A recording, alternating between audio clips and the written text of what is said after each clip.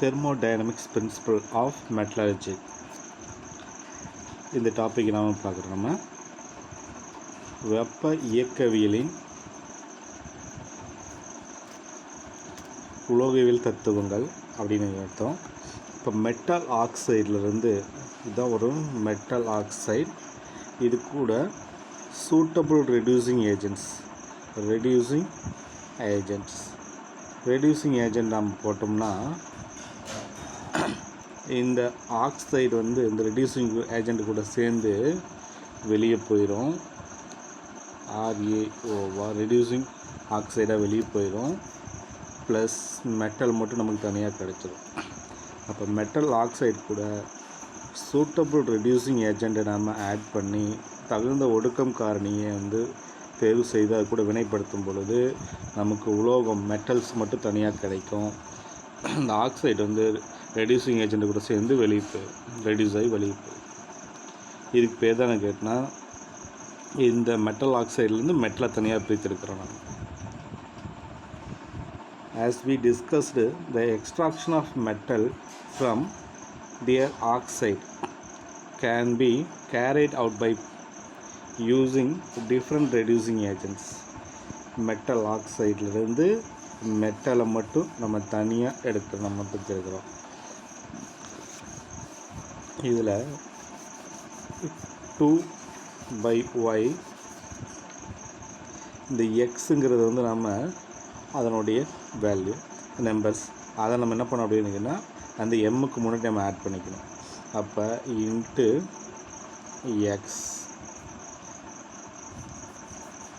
By XM plus அதேமாரி இந்த ஒய்க்கும் அது காமன். அதேமாரி ஒய் எழுதும்போது நம்ம என்ன பண்ணணும் 2/y இன்ட்டு ஒய்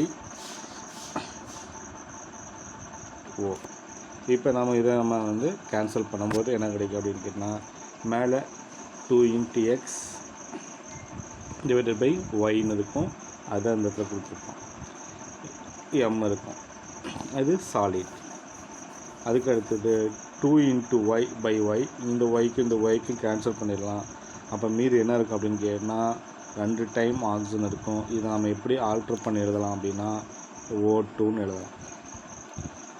அப்போ இந்த இடத்துல நம்ம எப்படி எழுதலாம் அப்படின்னு கேட்டால் இந்த இடத்துல நம்ம எழுதணும்னா இந்த எக்ஸுங்கிறத இந்த எம்முக்கு முன்னாடி கொண்டு வரணும். ஒய்யை வந்து இந்த ஓக்கு முன்னாடி கொண்டு வந்துடணும். அப்போ 2/yங்கிறது ரெண்டுக்குமே காமன். அப்போ 2 இன்ட்டு எக்ஸ் பை ஒய் எம்முக்கு அர்த்தம். அதுக்கு அடுத்தது ப்ளஸ் இன்னொன்று தான் அதே மாதிரி 2/y இன்ட்டு ஒய் இருக்குன்னு அர்த்தம். அங்கே ஓ இருக்குது. அப்போ இந்த ஒய்க்கும் கேன்சல் ஆகிட்டால் மீதி 2 ஓ இருக்கும். அதுதான் நம்ம வந்து இப்படி ஆல்ட்ரு பண்ணிடலாம். இது first equation 1. Above reductions may be carried out with carbon. இந்த ஒடுக்க வினையை கார்பனை கொண்டு நிகழ்த்தலாம். In the case of reducing agents, carbon may be oxidized to either carbon monoxide, carbon dioxide. CO அப்படின்னா கார்பன் மோனாக்சைடு, CO2 அப்படின்னா carbon tie-oxide. அப்போ இந்த ஒடுக்கும் காரணியான கார்பன் CO அல்லது CO2வாக ஆக்சிஜனேட் ஆகுது. அப்போ ரெடியூசிங் ஏஜென்ட்ஸ் கார்பன் என்னவாக மாறுது? ஆக்சிஜன் கூட சேர்ந்து CO2 ஆகும்.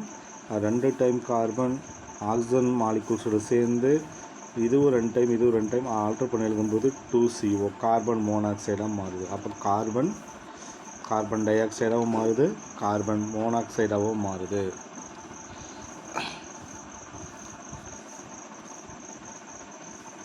If carbon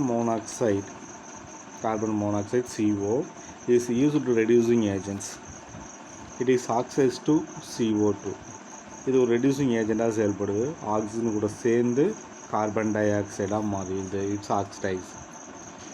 A suitable reducing agent is selected based on the thermodynamic considerations. அதாவது வெப்ப இயக்கவியல் தெர்மோடைனமிக் கன்சிடரேஷன் படி வெப்ப இயக்கவியலின் கொள்கையின் அடிப்படையில் ஒரு தகுந்த ஒடுக்கம் காரணியை தேர்வு செய்யலாம். தெர்மோடைனமிக் கன்சிடரேஷன் படி ஒரு சூட்டபிள் ரெடியூசிங் ஏஜென்ட்ஸை நாம் தேர்வு செய்யலாம். We know that for spontaneous reaction தன்னிச்சா நடக்குதா, ஸ்பான்டானியஸ்னால் தானாக நடக்குதா வினை அப்படிங்கிறதையும் கண்டுபிடிக்கலாம். எதை வச்சு கண்டுபிடிக்கலாம்? அந்த change in free energy ΔG, இது change in free energy. Free எனர்ஜினா G, சேஞ்ச் ஆகிறத நான் இந்த சிம்பிள் போட்டுருக்கேன். Change in free energy should be negative. இதனுடைய வேல்யூ எப்படி இருக்குன்னு கேட்டால் நெகட்டிவில் இருக்கணும். அப்போ ΔNGயோட வேல்யூ நெகட்டிவில் இருந்துச்சுன்னா அந்த ரியாக்ஷன், அந்த வினை வந்து தன்னிச்சாக நடக்கும், தானாகவே நடக்கும், ஸ்பான்டானியஸ். இது 1 மார்க் கொஸ்டின் கேட்போம். ΔNGயோட வேல்யூ எப்படி இருந்தால் அந்த reaction spontaneous, negative value. Therefore thermodynamically the reduction of metal oxide equation 1, இந்த ஈக்குவேஷன் 1 நாம் இந்த ஈக்குவேஷன் படி நம்ம என்ன பண்ணோம் அப்படின்னா, ஈக்குவேஷன் 1 படி இந்த 1வது ஈக்குவேஷன்ஸ் நம்ம ரிடக்ஷன் ரியாக்ஷனுக்கு நம்ம யூஸ் பண்ணுறோம். நாம்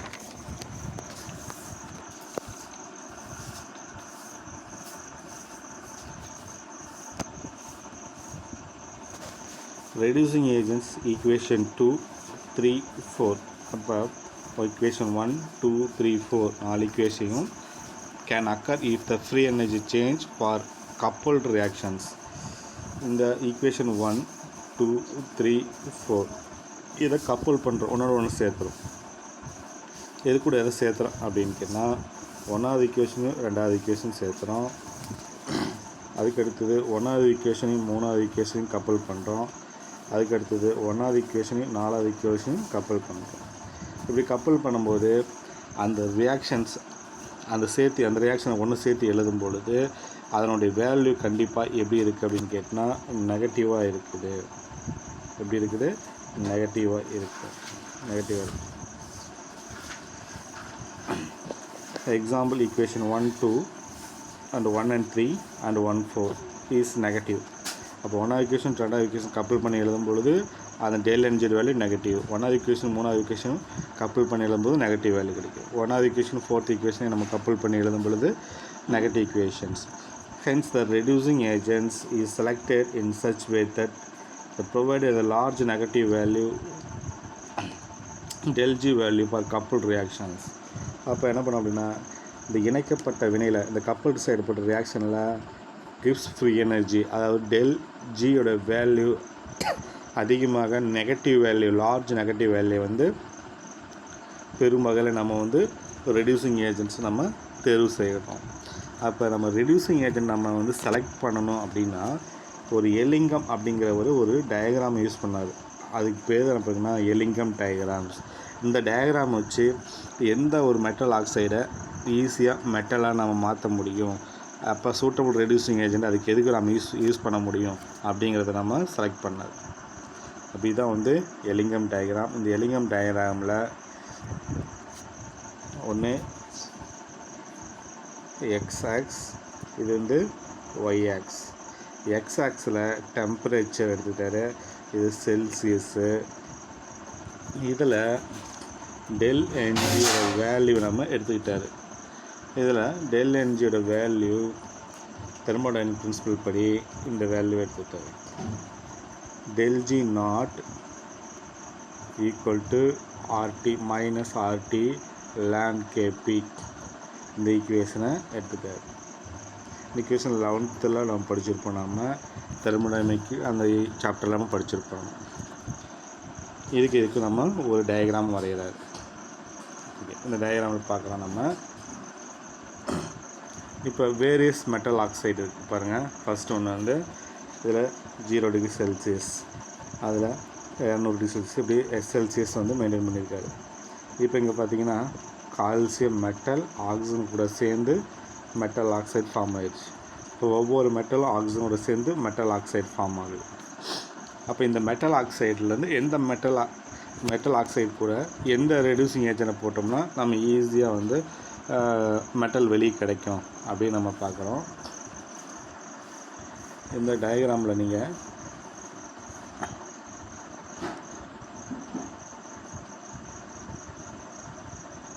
இந்த டயக்ராமில் சின்னது பண்ணி காமிக்கிறதில்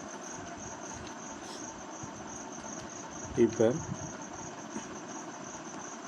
டெல் என்ஜோட வேல்யூ டெல் ஜியோட வேல்யூ நெகட்டிவில் இருக்கணும். நெகட்டிவில் கிடச்சின்னா அந்த ரியாக்ஷன் ஸ்பான்டேனியஸ் அப்படின்னு பார்த்துறாம, அப்போ ஒரு குறிப்பிட்ட கீழே பாருங்கள் நெகட்டிவ் வேல்யூ மேலேருந்து கீழே வர வர ஒரு பர்டிகுலர் ஸ்டேட்டில் வந்து ஒரு குறிப்பிட்ட நிலையில் வந்து இங்கே 0 ஸ்டேட்டில் இருக்குது, இது கீழே வர வர நெகட்டிவில் இருக்குது, இங்கே மேலே பாசிட்டிவ் இருக்குது. அப்போ இந்த இடத்துல பாசிட்டிவ் வேல்யூ, இங்கே 0 வேல்யூ, இங்கே வந்து நெகட்டிவ் வேல்யூ. டெல் என்ஜியோட வேல்யூ நெகட்டிவாக இருந்துச்சுன்னா அந்த ரியாக்ஷன்ஸ் ஸ்பான்டேனியஸ் தானாக நடக்கும் அப்படின்னு நம்ம பார்த்தோம். ஓகேவா, இது ஃபஸ்ட் ஒன் கண்டிஷன். ஓகேவா, அடுத்த கண்டிஷன் டெல் ஜியோட வேல்யூ 0வாக இருந்துச்சுன்னா அந்த ரியாக்ஷன் ஈக்லிபிரியம்னா சமநிலையாக இருக்கும். அதுக்கடுத்தது டெல் ஜியோட வேல்யூ பாசிட்டிவில் இருந்துச்சுன்னா அந்த ரியாக்ஷன் நான் ஸ்பான்டேனியஸ் தன்னிச்சையாக நடக்காது. அப்போ 3 கண்டிஷன் நம்ம பார்த்துருக்குறோம். இந்த கண்டிஷன் வச்சு இப்போ இந்த இடத்துல 0 இருக்குதா, 0 மேலே பாசிட்டிவ், 0 இருந்துச்சுன்னா ஈக்லிபிரியம், கீழே பாசிட்டிவ் நெகட்டிவாக இருந்துச்சுன்னா அது நான் ஸ்பான்டேனியஸ். அப்போ இங்கே நான் ஸ்பான்டேனியஸ், இங்கே ஸ்பான்டேனியஸ், இங்கே ஈக்லிபிரியம் ரியாக்ஷன்ஸ் நடக்கும். இந்த கண்டிஷன் 3 கண்டிஷன் பார்த்துங்க. இதில் எலிகம் டயக்ராமில் இந்த மேலே ஒரு உதாரணத்துக்கு சொல்கிறேன் பாருங்கள். இந்த Al2O3 அப்படின்னு ஒரு ஆக்சைடு இருக்குது. இந்த ஆக்சைடு 3வது கண்டிஷன். இந்த ஆக்சைடை ரெடியூஷன் இதிலேருந்து இந்த மெட்டலை மட்டும் தனியாக பிரிப்பதற்கு எந்த மெட்டல்ஸ் யூஸ் ஆகுது ரெடியூசிங் ஏஜென்ட்ஸாக அப்படின்னு நம்ம பார்க்குறோம். ஒன்றா கார்பனை பயன்படுத்தலாம், அல்லது carbon monoxide, carbon di oxide use பண்ணலாம், அல்லது சில சம் மெட்டல்ஸை நம்ம ரெடியூசிங் ஏஜென்ட்டாக பயன்படுத்தலாம். இப்போ இந்த இடத்துல நம்ம மெட்டல் யூஸ் பண்ணுறோம். நம்ம இப்போ எந்த மெட்டல் யூஸ் ஆகும் அப்படின்னா இந்த மெட்டல் ஆக்சைடுக்கும் பிலோவில் இருக்கிற அந்த மெட்டல் தான் வந்து இதை ஈஸியாக என்ன பண்ணும் அப்படின்னு கேட்டால் அந்த மெட்டல் ஆக்சைடை மெட்டலாக மாற்றுது. அது இப்போ எக்ஸாம்பிள் உதாரணத்துக்கு பார்த்தீங்கன்னா குரோமிக் ஆக்சைடு Cr2O3, இதை நம்ம ரிடக்ஷன் பண்ணுவதுக்கு குரோமிக் ஆக்சைடு இங்கே இருக்கிற பிறகு இந்த லைனில் இருக்கும். இப்போ இங்கே பார்த்தீங்கன்னா இங்கே Al அலுமை. அப்போ இந்த மேல் லைனுக்கு கீழ் லைனில் இருக்கிற மெட்டல்ஸ் எல்லாமே இந்த மேலே இருக்கிற மெட்டல் ஆக்சைடை ஈஸியாக ரிடக்ஷன் பண்ணி ஈஸியாக வந்து மெட்டலாக வெளியே கொண்டாந்துடும். அப்போ முன்னாடியே பார்த்தோம் அலுமினியம் தெர்மிக் ப்ராசஸ் அப்படிங்கிற ஒரு ப்ராசஸ் பார்த்துருப்போம் நம்ம. அப்போ இது கூட நம்ம Al போட்டு ரியாக்ட் பண்ணியிருப்போம். அப்போ ரியாக்ட் பண்ணும்போது இது 2 டைம் எடுத்திருப்போம். இந்த O3 இது கூட ஜாயின் ஆகும்போது Al2O3 வெளியே போயிருக்கும். நமக்கு 2Cr அப்படிங்கிறது ப்ரிஸ்பிட்டாக கிடைக்கும் அலுமினியம் தெர்மிக் ப்ராசஸில். இது எப்படி நடக்குது அப்படிங்கிறது நம்ம இந்த ப்ராசஸ் மூலிமா நம்ம பார்க்கலாம். அப்போ உங்களுக்கு ஈஸியாக புரியும்.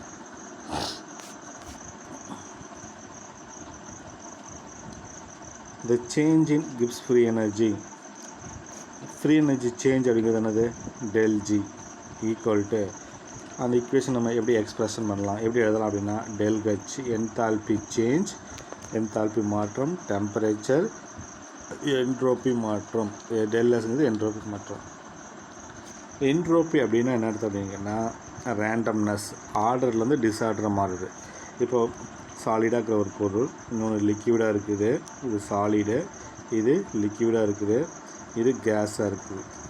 அப்போ எது ரேண்டம்னஸ்ஸாக இருக்கும், சாலிடாக இருக்கிறது வந்து அப்படியே ஸ்டேபிளாக இருக்கும், லிக்யூடாக இருக்கிறது அங்கங்கே அலைஞ்சிட்ருக்கும், இந்த கேஸ் மாலிகுல் ஈஸியாக அங்கங்கே ரேண்டமாக இருக்கும். அப்போ எதுக்கு வந்து மூமெண்ட் அதிகமாக இருக்குது அப்படின்னா கேஸ் மாலிகுல். அப்போ இது வந்து ரேண்டம்னஸ்.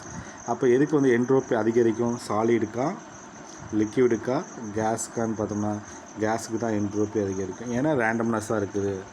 ஒழுங்கற்ற தன்மையில் இருக்குது, அதான் வந்து என்ட்ரோபி. அப்போ கிவ்ஸ் ஃப்ரீ எனர்ஜிக்கான ஃபார்முலா என்னென்னா இதுதான் ஃபார்முலா. அப்போ இதில் டெல்ஹெச்னு வந்து என்தால்பி சேஞ்ச், டீன்னு அர்த்தம் டெம்பரேச்சர் இன் கெல்வின், கெல்வினில் தான் சொல்லணும். டெல் எஸ் அப்படி எஸ்னா என்ன அர்த்தம், entropy change. For an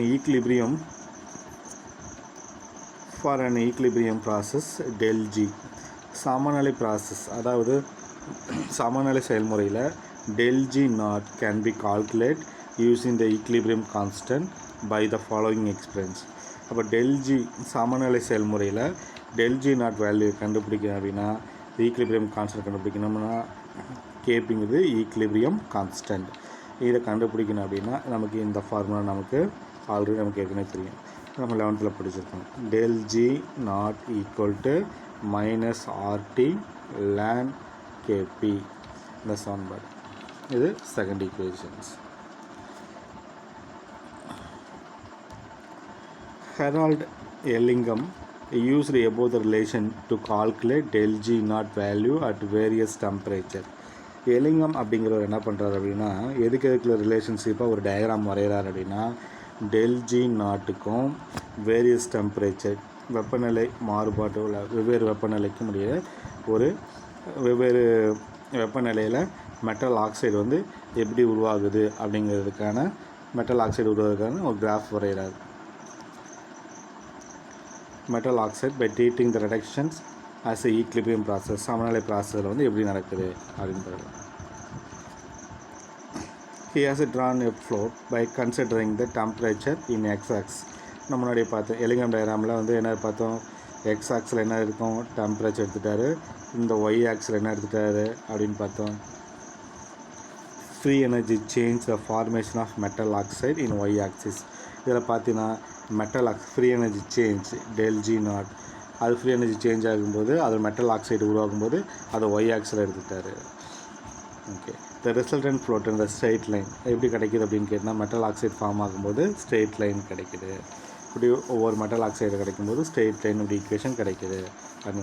the free energy gives free energy of reaction for formation of various metal oxide with temperature is called Ellingham diagram. அப்போ Ellingham diagramனா என்ன அர்த்தம், gives free energy of reaction formation of various metal oxide, வெவ்வேறு metal oxide உருவாகும் பொழுது gives free எனர்ஜிக்கும் அதனுடைய வெவ்வேறு வெப்பநிலையை பொறுத்து வேரியஸ் மெட்டல் ஆக்சைடு எப்படி வந்து உருவாகும் போது அதனுடைய ஃப்ரீ எனர்ஜி எப்படி இருக்குது அப்படின்னு சொல்லி கண்டுபிடிச்சிருக்காரு. அப்போ இதுதான் அங்கே என்ன, இங்கே பாருங்க, இங்கே டெம்பரேச்சர் எடுத்துட்டாரு, இங்கே வந்து எனக்கு இங்கே வந்து அதனுடைய del G நாட் வேல்யூ எடுத்துட்டாரு. இப்போ ஒரு மெட்டல் ஆக்சைடு உருவாகும் பொழுது CA உருவாகிடுச்சு. இந்த CA உருவாகும்போது இதில் வந்து இதனுடைய வேல்யூ இப்படி பார்க்கணும். இதனுடைய வேல்யூ பார்க்கும்போது எவ்வளோ இருக்குது, del G நாட்டோட வேல்யூ எவ்வளோ இருக்குது, இங்கே பார்த்தீங்கன்னா இந்த 900க்கும் 1000க்கும் இன்பிட்வீன் கேப்பில் இருக்குது சம்திங். அப்போ -900 ஒரு 40 அப்படின்னு வச்சு, அதுக்கு அடுத்தது இந்த மெட்டல் ஆக்சைடு உருவாகும் போது பாருங்கள், இந்த மெட்டல் ஆக்சைடு உருவாகும் பொழுது இவ்வளோ டெம்பரேச்சர், இங்கேருந்து இவ்வளோ வரும்போது இவ்வளோ. ஒவ்வொரு மெட்டல் ஆக்சைடு பார்க்கும்பொழுது அதனுடைய டெம்பரேச்சர் வந்து நெகட்டிவில் தான் கிடைக்கிது அப்படின்னு கண்டுபிடிச்சிருக்காரு. இப்போ நெகட்டிவில் கிடச்சுன்னா அந்த ரியாக்ஷன்ஸ் என்னென்னு பார்த்தோம், del G யோட வேல்யூ நெகட்டிவில் கிடச்சுன்னா அது என்னது, அது ஸ்பான்டேனியஸ் ரியாக்ஷன், தானாகவே என்ன பண்ணோம்னா அந்த ரியாக்ஷன் நடக்கும் அப்படின்னு பார்த்தோம். ஓகே, இந்த எலிங்கம் டயக்ராம் வச்சு நம்ம என்ன பண்ணுறோம் அப்படின்னு கேட்டால் ஒரு அப்சர்வேஷன் பார்க்குறோம். நம்ம இது ஒரு இம்பார்ட்டன்ட் 3 மார்க் கொஸ்டின் கேட்கலாம். ஒரு 4 பாயிண்ட்ஸ் இருக்கும். Observation of from the Ellingham diagram. Ellingham diagram நம்ம உற்று நோக்குவது என்ன அப்படின்னு பார்க்குறோம். நம்ம first point, for the most of metal oxide formation the slope is positive. Most of metal oxide வந்து உருவாகும்போது அப்படின்னு கேட்டால் பாசிட்டிவ் ஸ்லோப்ஸாக ஃபார்ம் ஆகுது. எப்படின்னா அந்த டயக்ராமில் பார்த்தீங்கன்னா எல்லாமே வந்து மெட்டல் ஆக்சைடு ஸ்ட்ரெயிட் லைன் அப்படி வந்து மேலே போகும். இப்போ இதுக்கு நம்ம ஸ்லோப் வேல்யூ எடுக்கும்பொழுது பாசிட்டிவ் வேல்யூ கிடைக்கும். இப்படி மேல் நோக்கி போகும்போது அதனுடைய ஸ்லோப் ஸ்ட்ரெயிட் லைன் வந்து மேல் நோக்கி போகும்போது ஸ்லோப் வந்து பாசிட்டிவ் வேல்யூஸ் கிடைக்கும். அதே லைன் கீழ் நோக்கி வரும்போது அதனுடைய ஸ்லோப் எடுக்கும்பொழுது நெகட்டிவில் கிடைக்கும். அப்போ நமக்கு எல்லா லைனுமே அந்த லைன் டயக்ராம் பார்த்திங்கன்னா இப்படி மேல் நோக்கி போகிற மாதிரி இருக்கும். அப்போ ஸ்லோப் வேல்யூ சாய்வு வந்து பாசிட்டிவ் வேல்யூஸ் கிடைக்குது. It can be explain the follows. எப்படி அப்படின்னு பார்க்கணும். இது எப்படி எக்ஸ்பிளைன் பண்ணுறாங்க அப்படின்னா, oxygen case is consumed during the formation of metal oxide which result in the degrees of in randomness. இதில் நம்ம என்ன பண்ணுறோம் அப்படின்னு கேட்டால், உலோக ஆக்சைடுகளை உருவாக்கும் போது மெட்டல் ஆக்சைடு நம்ம வந்து உருவாக்குறோம். ஃபார்மேஷன் பண்ணும் பொழுது, ஃபார்மேஷன் ஆஃப் மெட்டல் ஆக்சைடு உருவாக்கும் பொழுது ஆக்சிஜன் வாயு பயன்படுத்துகிறோம். நம்ம ஆக்சிஜன் கேஸ் நம்ம வந்து பயன்படுத்துகிறோம். அப்படி பயன்படுத்தும் பொழுது அது என்ன பண்ண அப்படின்னா, ஒழுங்கற்ற தன்மையில் குறைவு ஏற்படுது. ஒழுங்கற்ற தன்மைனா ஆக்சிஜனை ஒழுங்கான தன்மையிலேருந்து நம்ம பயன்படுத்தும் பொழுது அது என்ன பண்ண அப்படின்னா அங்கங்கே இப்படி வெளியே போகும். அப்போ ஆர்டர்லேருந்து டிஸ்ஆர்டருக்கு மாறுது. டிகிரிஸ் இன் த ரேண்டம்னஸ் குறையுது. அதாவது ஆக்சிஜன் வாயு பயன்படுத்தும் பொழுது ஒழுங்கற்ற தன்மையில் குறைவு ஏற்படுது. அப்போ என்ன பண்ணுன்னா, ஒழுங்கற்ற தன்மையில் வந்து குறைவு ஏற்படுது அப்படின்னா, மெட்டல் ஆக்சைடு வந்து ஃபார்மேஷன் ஆகும்போது ஆக்சிஜன் பயன்படுத்துகிறோம். அந்த ஆக்சிஜன் பயன்படுத்தும் போது அதனுடைய ரேண்டம்னஸ் என்னது, ஒழுங்கற்ற தன்மை குறைவு ஏற்படுது. டெல்எஸ் பிகம்ஸ் நெகட்டிவ். அப்போ டெல்எஸ் வந்து நெகட்டிவாக மாறுது. அப்புறம் டி டெல்எஸ் பாசிட்டிவாக மாறுது இந்த எலிமெண்ட் டயக்ராம். இப்போ இந்த சமன்பாடு நம்ம பார்த்தோமா, என்ன சமன்பாடு பார்த்தோம், ∆G = ∆H - T ∆Sன்னு பார்த்தோம். இப்போ இந்த ஈக்குவேஷனில் நம்ம பார்த்தோம்னா என்ன அப்படின்னு கேட்டால், இந்த ∆S என்னவா மாறுச்சு அப்படின்னு கேட்டால் நெகட்டிவ். அப்போ இங்கேயும் நெகட்டிவ் இருக்குது, இது நெகட்டிவ். அப்போ நெகட்டிவ் மைனஸ் இன்ட்டு மைனஸ் என்னவா மாறினா ப்ளஸ்ஸாக மாறிடும். அப்போ அது டோட்டலாக இது என்னவா மாறிதுன்னு கேட்டால் ப்ளஸ்ஸாக மாறும். அப்போ ∆G வந்து பாசிட்டிவாக இருந்தால் அந்த ரியாக்ஷன் வந்து நான் ஸ்பான்டேனியஸ். அப்போ அது கண்டிப்பாக அது என்னவாக இருக்கணும், ∆Sங்கிறது வந்து என்னவாக இருக்குது அப்படின்னா நெகட்டிவில் இருக்கணும். நெகட்டிவில் ∆S அப்படிங்கிறது பாசிட்டிவில் இருந்தால் தான் அப்போ இந்த ஈக்குவேஷனில் மைனஸ் இன்ட்டு ப்ளஸ் மைனஸாக மாறும். அப்போ ∆G வேல்யூ நெகட்டிவில் கிடைக்கும். அப்போ இந்த இடத்துல ∆G = ∆H - T ∆S அப்படிங்கிற இதில் இந்த இதில் ∆Sங்கிறது வேல்யூ என்ன இருக்கணும், ப்ளஸ்ஸாக இருக்கும். அப்போ ப்ளஸ்ஸாக இருக்கும்போது மைனஸ் இன்ட்டு ப்ளஸ் என்னவாக மாறும், மைனஸ். அப்போ இந்த டோட்டலாக இந்த ∆G என்னவாக மாறும் அப்படின்னு கேட்டால் மைனஸாக மாறும். அப்போ மைனஸாக கிடைச்சா தான் அந்த ரியாக்ஷன் வந்து ஸ்பான்டேனியஸ். ஓகே, நெக்ஸ்ட் ஒன்று வந்து செகண்ட் பாயிண்ட்.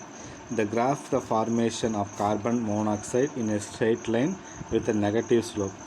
இதில் பார்த்தீங்கன்னா கார்பன் மோனாக்சைடு மட்டும் நெகட்டிவ் ஸ்லோப்ஸில் கிடைக்குது. கார்பன் மோனாக்சைடு அந்த லைன் பார்த்தீங்கன்னா அந்த கிராஃப் பார்த்தீங்கன்னா உங்களுக்கு தெரியும். இதான் வந்து கார்பன் மோனாக்சைடு. இதில் பார்த்துங்க, இதில் கொடுத்துருப்பாங்க என்ன உருவாக்குது, கார்பன் மோனாக்சைடு. அப்போ இதனோட லைன் எப்படி இருக்குது, கீழ் நோக்கி வந்திருக்கு. அப்போ இதனுடைய ஸ்லோப் எப்படி இருக்கும். அப்போ அதனால் என்ன பண்ண அப்படின்னா இந்த நெகட்டிவ் ஸ்லோப். மீதி எல்லாமே லைன் எப்படி இருக்கும், மேல் நோக்கி போயிருக்கும். அப்போ அதுக்கு நம்ம ஸ்லோப் எடுக்கணும். மேல் நோக்கி போகும்போது ஸ்லோப் எடுத்தோம்னா பாசிட்டிவ் ஸ்லோப்.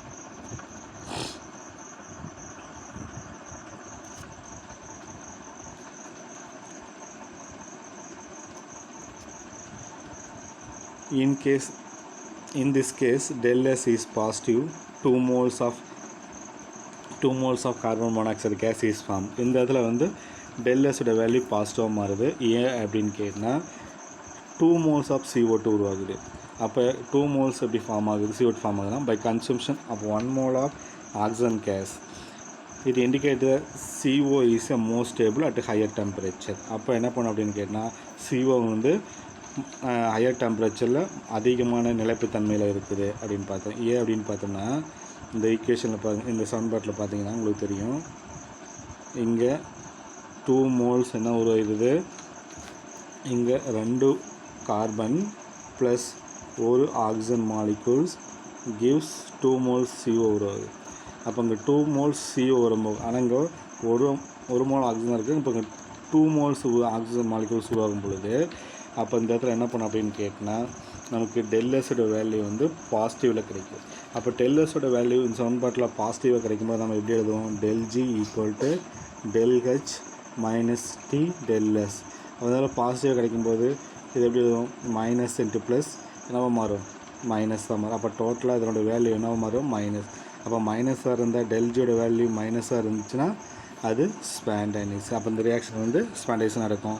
அப்போ இந்த ஸ்டேபிள் வந்து இந்த ஆக்சைடு வந்து அதிக நிலைப்புத்தன்மையில் ஹையர் டெம்பரேச்சரில் அதிக நிலைப்புத்தன்மையில் இருக்கும். அப்போ இங்கே பார்த்தீங்கன்னா இந்த டெம்பரேச்சரில் பாருங்கள், இந்த டெம்பரேச்சரில் 2400 டிகிரி செல்சியஸில் இது நிலைப்புத்தன்மை ஸ்டேபிளாக இருக்குது. இந்த லைனில் போட்டுன்னா இவ்வளோ இந்த டெம்பரேச்சரில் இப்படி வந்து ஸ்டேபிள்ஸாக இருக்குது அப்படின்னு சொல்லி நம்ம கண்டுபிடிச்சிடுவோம். இந்த டெம்பரேச்சரில் இவ்வளவு enthalpy value entropy change value வச்சுருக்குது அப்படின்னு சொல்லி நம்ம கண்டுபிடிக்கிறோம்.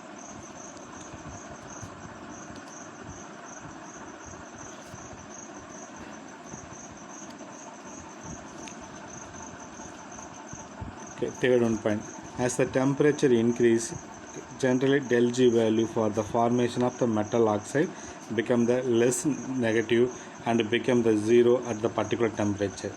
இப்போ டெம்பரேச்சர் நம்ம இன்க்ரீஸ் ஆக del G ஃபார்மேஷன் உருவாகுது of the metal oxide become a less negative becomes ஒரு குறிப்பிட்ட ஸ்டேஜ் வரும்போது ஜீரோவாக மாறிடுது பர்டிகுலர் டெம்பரேச்சரில்.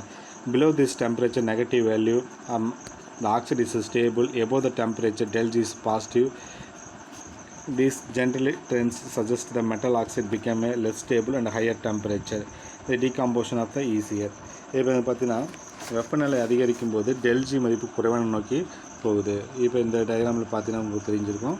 இப்போ டெம்பரேச்சரை நீங்கள் அதிகப்படுத்துறீங்க. இப்போ டெம்பரேச்சர் இன்க்ரீஸ் ஆக இப்படி இங்கே போகுது. அப்போ இங்கே 0 டிகிரி செல்சியஸில் இருக்கும்போது -1200 இந்த டெல்ஜியோட வேல்யூ இருக்குது. டெம்பரேச்சர் இப்போ இன்க்ரீஸ் ஆக இந்த டெம்பரேச்சரில் இவ்வளோ வேல்யூ. அப்போ இங்கே பார்த்தீங்கன்னா அதோட வேல்யூ வந்து எவ்வளோ இருக்குது, இந்த லைன் கட் பண்ணும்போது இங்கே எவ்வளோ இருக்குது, 900க்கு 1000க்கு இன்பிட்வீன் இருக்குது. அப்போ 980 மாதிரி இருக்குது. அப்போ டெம்பரேச்சர் இன்க்ரீஸ் ஆக மெட்டல் ஆக்சைடு டெல்ஜி வேல்யூ குறையுது.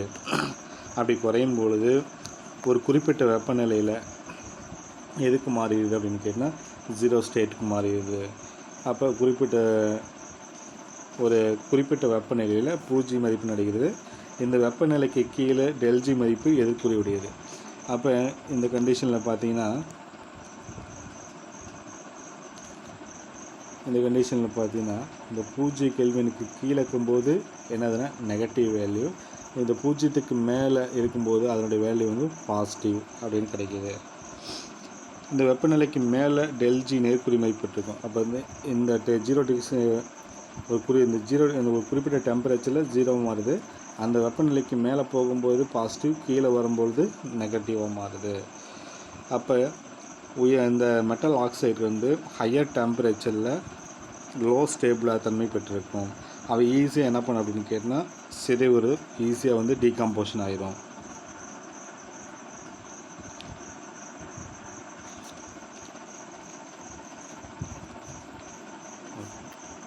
அதுக்கடுத்து last one point, there is sudden change the slope at a particular temperature for some metal oxide.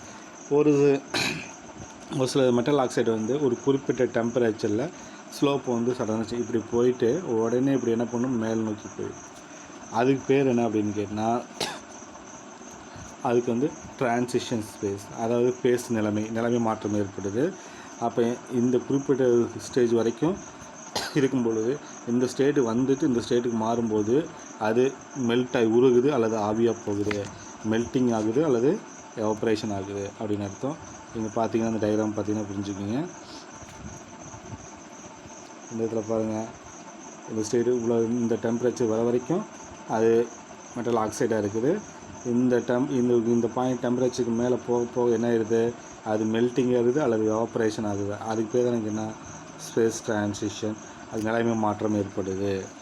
எதுக்கெல்லாம் அப்படின்னு பார்த்தோம்னா இந்த லைனுக்கு பார்த்தீங்கன்னா இதெல்லாம் வந்து இந்த லைன் மேலே கோடு போட்டிருக்கும். அதேமாரி இங்கே பார்த்தீங்கன்னா இந்த லைன்லேயும் இப்படி கோடு வந்து மேல் நோக்கி போயிடும்.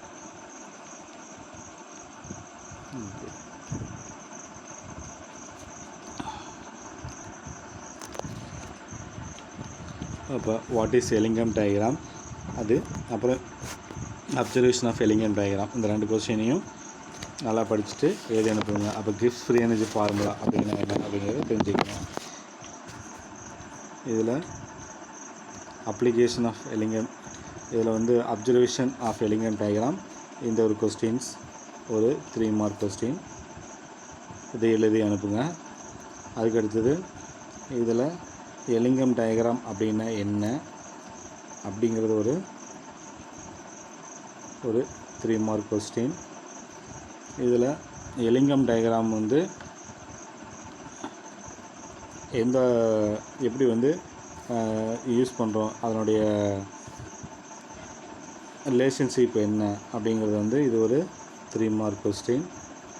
இது எழுதி அனுப்புங்க. அதுக்கு அடுத்தது இந்த ஈக்குவேஷன்ஸில் இந்த தெர்மோடைனமிக் பிரின்சிபல்ஸ் படி இந்த ஈக்குவேஷனுக்கு நம்ம எதெல்லாம் ரெடியூசிங் ஏஜெண்ட்டாக நம்ம யூஸ் பண்ண முடியும் அப்படிங்கிறது இது ஒரு 3 மார்க் கொஸ்டின். இதை எழுதி சென்ட் பண்ணி அனுப்பிடுங்க. மீதி நம்ம அடுத்த கிளாஸில் பார்க்கலாம். தேங்க்யூ.